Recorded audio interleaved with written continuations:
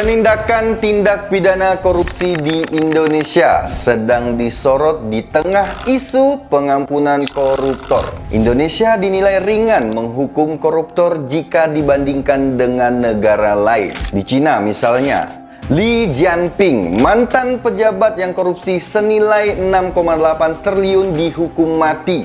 Sedangkan di Indonesia, Harvey Mois yang terlibat perkara merugikan negara hingga 300 triliun divonis 6,5 tahun penjara.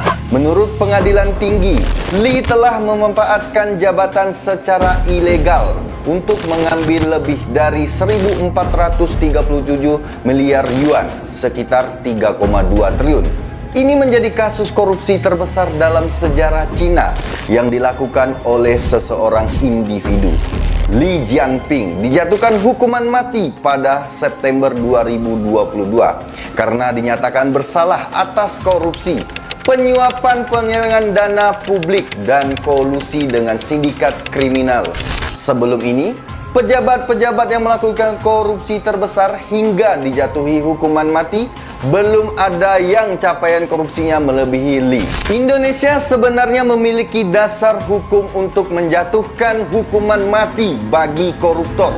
Pasal 2 ayat 2 Undang-Undang Tipikor menyatakan bahwa terpidana korupsi dapat dijatuhi hukuman mati jika kejahatannya dilakukan dalam keadaan tertentu.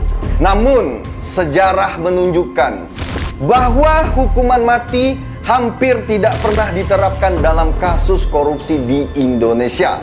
Satu-satunya kasus hukuman mati terhadap koruptor dijatuhkan kepada Jusuf Muda Dalam, mantan Menteri Urusan Bank Sentral dan Gubernur Bank Indonesia, pada tahun 1963. Eksekusi itu pun tak pernah terlaksanakan karena ia meninggal akibat serangan jantung sehari sebelum hukuman dijalankan.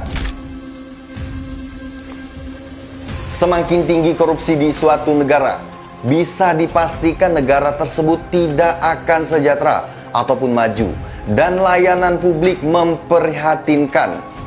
Sebaliknya, negara yang sangat rendah korupsinya, maka negara tersebut sejahtera atau maju, kehidupan sosial dan pelayanan publik baik. Oleh sebab itulah, korupsi bukan budaya, namun kemungkinan bisa membudaya. Gimana menurut kalian?